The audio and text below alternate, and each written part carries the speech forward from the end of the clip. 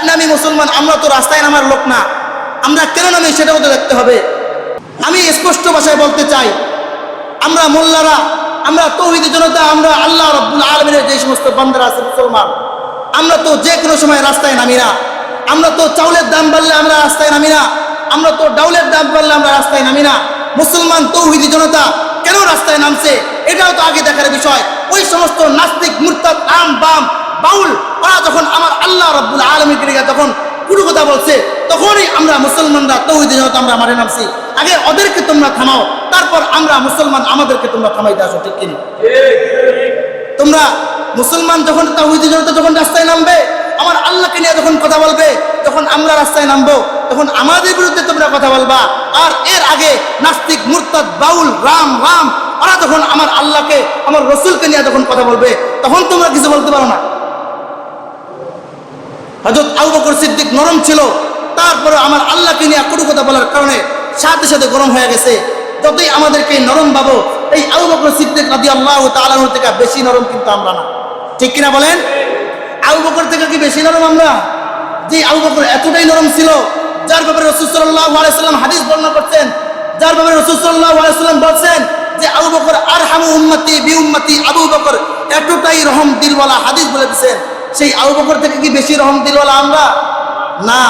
আবু বকরের সামনে আল্লাহ সম্পর্কে বাজে কথা বলার কারণে যেইভাবে সাথে সাথে প্রতিবাদ করা হয়েছে, আবু বকরের ইমানি দায়িত্ব ছিল। এই জন্য আবু বকর সিদ্দিক রাদিয়াল্লাহু তাআলা আনহু একবার এক সাহাবী, এক কাফের, এক জায়গায় অনেকজন, আসলে তার নাম হয়তোবা ফিনহাস, ওই কাফের ইহুদি পণ্ডিত, তার কাছে গেছে অনেকজন লোক তার সামনে। তো তার কাছে গিয়া সকলে একসাথে হয়ে রয়েছে।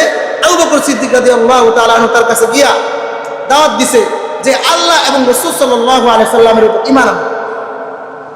যখন এই কথা বলছে, ওই কাফের বলতেছে, আরে আবু বকর, তুমি কোন আল্লাহর কথা বলো, যেই আল্লাহ এতটাই হত দরিদ্র গরিব যে আমাদের কাছে লোন চায়, টাকা চায়? নাউযুবিল্লাহ। যখন এই কথা বলছে, তখন আবু বকর সিদ্দিক রাদিয়াল্লাহু তাআলা আনহু, তার ব্যাপারে আমরা তো জানি আবু বকর এতটাই নরম দিলওয়ালা ছিলেন, যার ব্যাপারে প্রতি সপ্তাহে জুমার খতিব বলে যে আরহামু উম্মতি বি উম্মতি আবু বকর। আমরা সবাই কিন্তু এই যে খুতবা, এটা কিন্তু আমাদের সবারই মুখস্থ আছে। মুখস্থ যদিও মুখে মুখস্থ নাই, কানে মুখস্থ আছে। খতিব সাহেব যদি পড়তে থাকে, ভুল পড়লে আমরা সবাই বুঝতে পারি যে হুজুর ভুল পড়ছে, কিন্তু যদি জিজ্ঞেস করা হয় ভাই সঠিকটা বলেন, সঠিকটা বলতে পারবো না। তো প্রত্যেকের কানে মুখস্থ, মুখে মুখস্থ না। এইখানে বলে আরহামু উম্মতি বি উম্মতি আবু বকর। দুনিয়ার ভিতরে রাসূল সাল্লাল্লাহু আলাইহি সাল্লামের সাহাবাদের ভিতরে সবচেয়ে রহম দিলওয়ালা, নরম দিলওয়ালা ছিলেন হযরত আবু বকর সিদ্দিক রাদিয়াল্লাহু তাআলা। তো এই রহম দিলওয়ালা আবু বকরের সামনে যখন ওই ফিনহাস বলতেছে, তোমরা কোন রবের কথা বলতেছো, যেই রব এতটাই হত দরিদ্র গরিব আমাদের কাছে টাকা চায়, লোন চায়? নাউযুবিল্লাহ, জোরে বলেন। তো এই কথা যখন বলছে, আবু বকর সিদ্দিকের মাথায় রক্ত উঠে গেছে।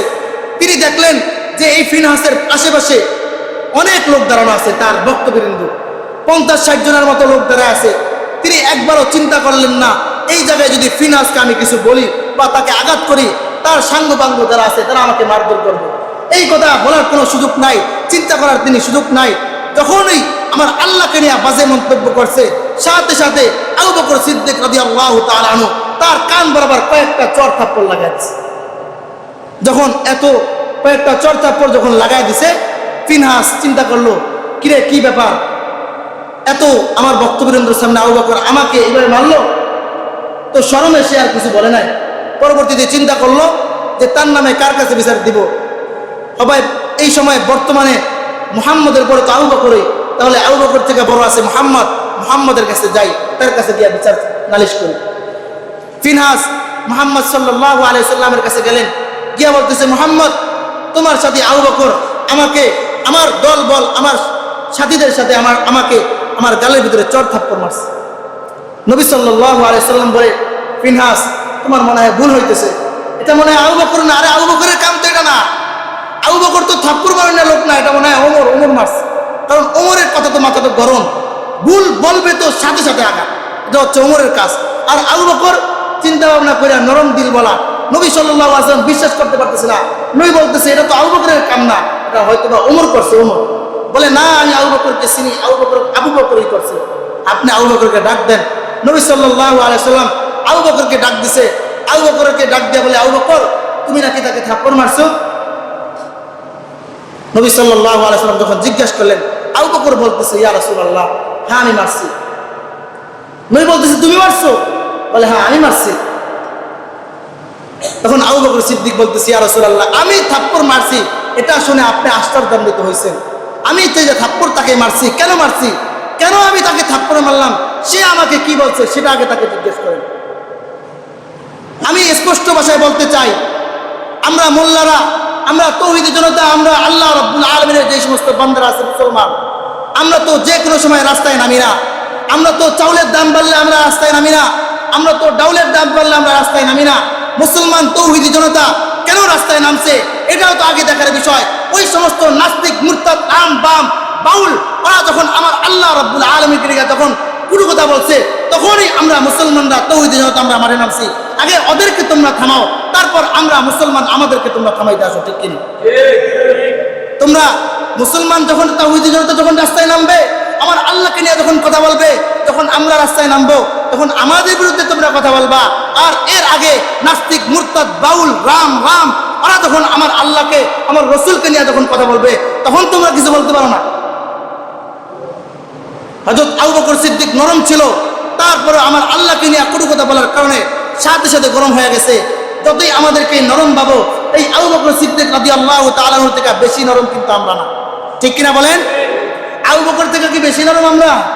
যে আবু বকর এতটাই নরম ছিল, যার ব্যাপারে রাসূল সাল্লাল্লাহু আলাইহি সাল্লাম হাদিস বর্ণনা করছেন, যার ব্যাপারে রাসূল সাল্লাল্লাহু আলাইহি সাল্লাম বলছেন যে আবু বকর আরহামু উম্মতি বি উম্মতি, আবু বকর এতটাই রহম দিলওয়ালা, হাদিস বলে দিয়েছেন। সেই আবু বকর থেকে কি বেশি রহম দিলওয়ালা আমরা? না। আবু বকরের সামনে আল্লাহ সম্পর্কে বাজে কথা বলার কারণে যেইভাবে সাথে সাথে প্রতিবাদ করা হয়েছে, আবু বকরের ইমানি দায়িত্ব ছিল। এই জন্য মুসলমান ভাইরা আমার, আপনাদের সবার কাছে উদারত আহ্বান থাকবে। আপনারা হয়তো অনেকে জানতেন না যে বাউল সরকার কি বলেছে, এখন শুনলেন। এই সমস্ত বাউলদেরকে আমাদের প্রত্যেকটা জায়গা থেকে বয়কট করতে হবে এবং প্রত্যেকটা মুসলমানের ইমানি দাবি হচ্ছে আমাদের প্রত্যেকের জায়গা থেকে এদের বিরুদ্ধে প্রতিবাদ করে তুলতে হবে। আল্লাহ রাব্বুল আলামিনের ব্যাপারে, রাসূল সাল্লাল্লাহু আলাইহি সাল্লামের ব্যাপারে, ইসলামের ব্যাপারে কোনো বাউল, কোনো ফাউল, কোনো রাম, কোনো নাস্তিক, কোনো মুরতাদ কেউ যেন কখনো কথা বলার ভবিষ্যতে কোনো সাহস না পায়, ঠিক কিনা বলেন? আল্লাহ রাব্বুল আলামিন সকলকে এখন থেকে ঐক্যবদ্ধ হওয়ার তৌফিক দান করুক, যে কোনো বাউল সরকার বা কোনো ফাউল কেউ যেন আমার আল্লাহকে নিয়ে বাজে মন্তব্য করতে না পারে। আল্লাহ রাব্বুল আলামিন আমাদেরকে ইমানি পরীক্ষা